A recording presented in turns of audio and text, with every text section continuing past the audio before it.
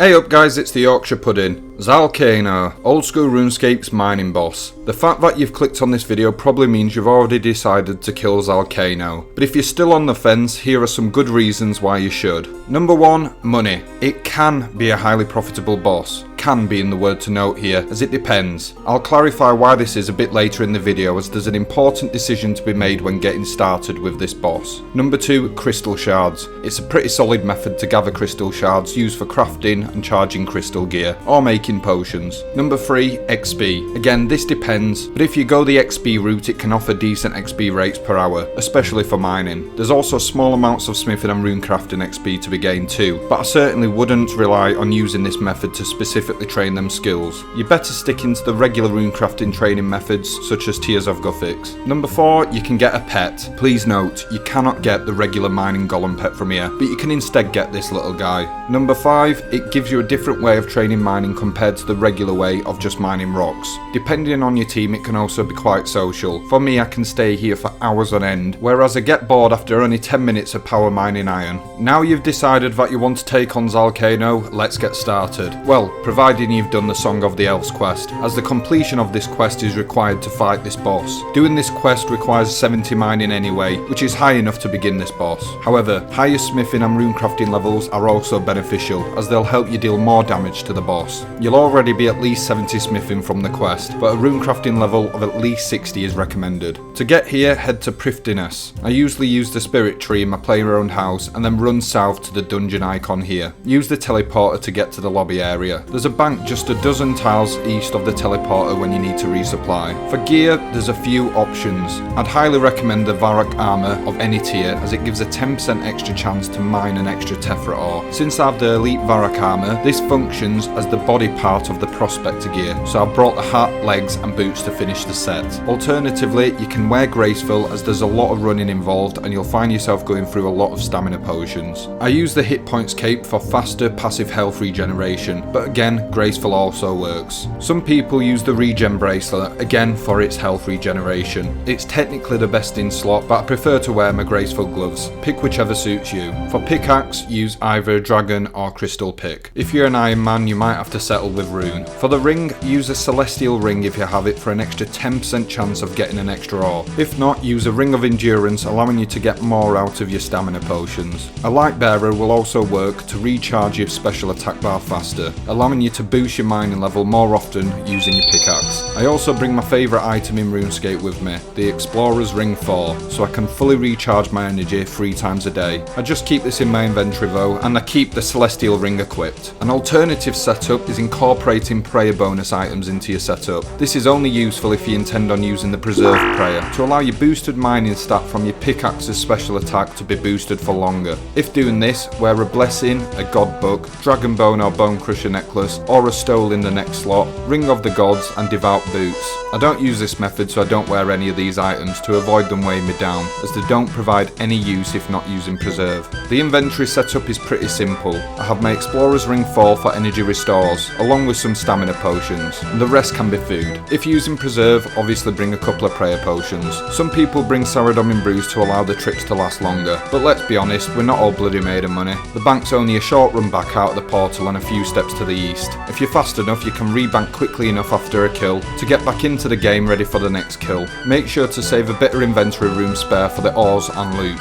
It depends on the size of your team, but I usually leave a minimum of 5 free slots. We're almost ready to start, but first this is where you make your important decision. Do you value experience more, or are you tempted by the riches that are to be gained? Basically, you can speak to Rhiannon in the lobby section to toggle between getting more XP at the expense of losing all your regular loot, or choosing the loot over XP option. You can change this at any time, so feel free to try both. Me personally, I did a huge amount of Zalcano prior to this update that allows you to toggle between the two, and the XP rates were awful. It felt like hours of killing Zalcano only made the slightest dint in my XP bar. The drops were pretty decent and I did make bank whilst doing it, but once the toggle option was released, I selected the XP focused one and haven't looked back. One important thing to note when making this decision: when clicking XP focused, you only forfeit the regular loot drops. This means you won't get any bars, ores or runes for example. However, you still get the crystal shards and still have a chance of getting the rare loot pieces, including the pet, onyx, crystal tool seed and Zalcano shard. Since I'm mainly here for mining experience and the collection log slots, this option works well for me. There's also still an opportunity to profit as the crystal tool seed is worth over 20 mil and the crystal shards also have some indirect value with making divine potions. I'm going to show a run through of me solo in it so it's easier to follow and there's less going on the screen at once. But there are official Zalcano worlds like 378 or 375 to do it in a mass world. Now the benefit of these worlds is you get faster kills per hour, but sometimes the kills are a little too fast, which can actually be a bad thing. You only get credit for the kill if you've dealt enough damage. This means you have to be fast. Failing to do enough damage before the boss dies means you won't get any loot or XP. If you're new to the minigame, I wouldn't start in a world like this. It's a bit too fast paced. By joining the friends chat Zalcano host, you can find a small team of people to kill Zalcano with. A team of 3 to 6 people is a decent team size. The less people there are, the more chance you have at getting a drop too, as items like the crystal tool seed have a 1 in 205 chance to drop, but that's just the chance that the boss will drop the item, not that you'll receive it. So if you're with 2 other people, there's a 1 in 3 chance that the drop will go to you. If you're with 15 people, there's a 1 in 15 chance it'll go to you. Approximately anyway, because it also depends on your contribution. But the general principle is, larger teams, although faster at killing the boss, are not necessarily better for getting drops. If you're struggling to find a team, message me in game as I'm still trying to get the remaining collection log slots from this boss, so we can potentially do some together. Once you're ready, enter the barrier. The goal is to kill him, or her apparently, by first knocking off her shield by mining and crafting the ammunition, throwing it at her, then mining the boss herself, then repeating if needed. Before going through the method, there's a few environmental hazards to watch out for throughout the fight. The first are these big red circles. Don't stand in them, they hurt. Number 2 are the rocks that fall from the ceiling every so often. Don't stand under them, they also hurt.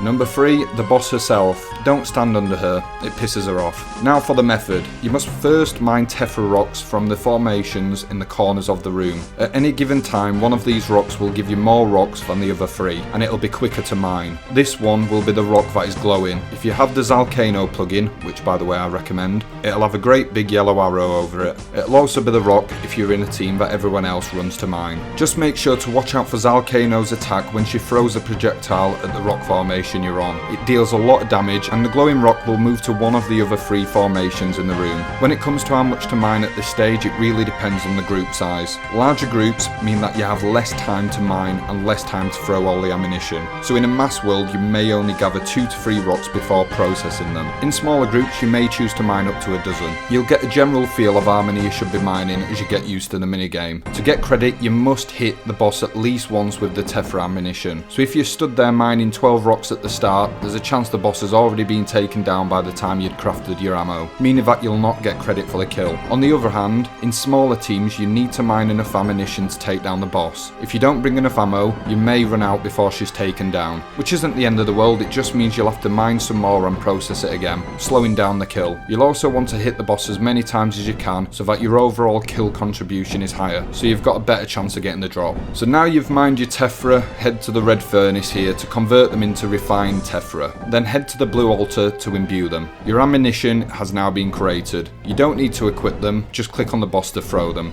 Now you've probably noticed some blue circles that spawn in alongside the red circles. When you're on the throwing stage and there's blue circles dotted around, make sure to stand in one to increase the damage you deal with the ammunition. In small groups it may be better to wait for these circles to spawn before you throw your ammunition at the boss. They're spawning frequently anyway. In a mass world it's a free for all, just launch them at the boss as soon as you've created them to ensure you get credit for the kill. If there's a blue circle nearby, brilliant. If not, she'll be knocked down within a few moments regardless. Once you've taken down a shield, she'll become vulnerable. This is where you need to mine her. She'll kneel down for a set period of time, so you'll want to get ready to click her as soon as possible. When throwing my ammunition, I like to move a bit closer to her between every throw without losing any game ticks, so I can attack the boss faster when she goes vulnerable. In a mass world, it's possible that this will be the end of the kill. In a smaller team, you most likely won't be able to take her down in one go, so just repeat the ammo making process again, knock down a shield, and then mine her again until she's dead. Then if you're lucky, you'll get the pet drop, or just 2 crystal shards.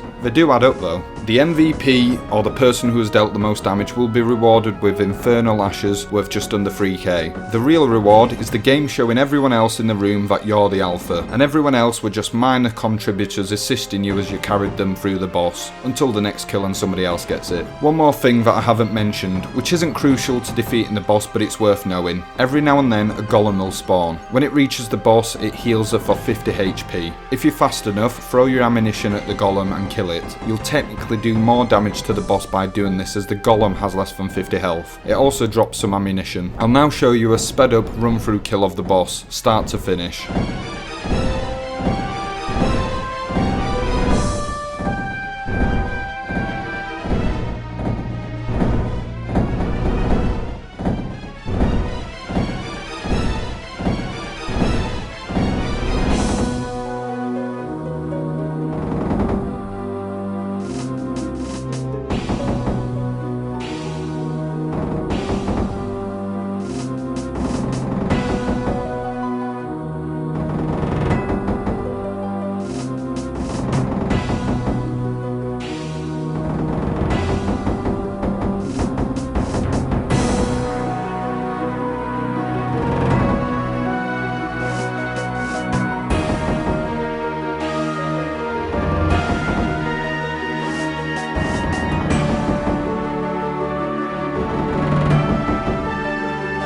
So that's Zalcano. Pretty straightforward once you've done it a few times. If you found this guide useful, please consider subscribing for more guides like this and other old school RuneScape related content. If you're not quite ready to try with Zalcano yet, let's say you're still getting the quest requirements for Song of the Elves, and want to watch something whilst grinding your skills, click on the video on screen now to watch me and a mate prank this poor sod we found in the Grand Exchange by tricking him to take part in our rigged game show. And until next time, I'll see you later.